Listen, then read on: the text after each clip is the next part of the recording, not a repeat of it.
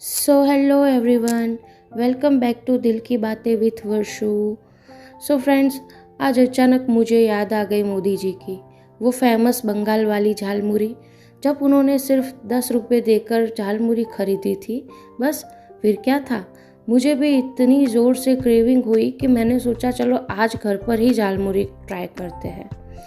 फिर मैंने निकाले मुरमुरे, उसमें डाली सेव, आलू सेव, रतलामी सेव, फिर चने डाले, कटे हुए प्याज और टमाटर, ऊपर से चाट मसाला और जितने भी स्नैक्स घर पे पड़े थे ना, सब कुछ डाल दिया इसमें।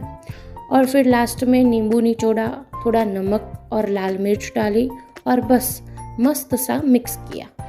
उधर मेरी प्यारी सी नीस, मेरी छोटी परी, मेरे लिए प्यार से कॉफ़ी बना रही थी।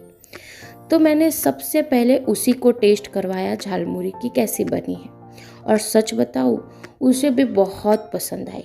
फिर मैंने टेस्ट किया और वाह, इतना टेस्टी, इतना यम्मी बना था ना कि हम सब ने मिलकर पेट भरकर झालमुरी खाई। सच में, अगर झालमुरी इतनी प्यारी है तो बंगाल के लोग कितने दिल से अच्छे होंगे। आपको हमारी ये छोटी सी फैमिली वाइब पसंद आई हो तो वीडियो को लाइक, चैनल दिल की बातें विथ वर्षु को सब्सक्राइब ज़रूर करना।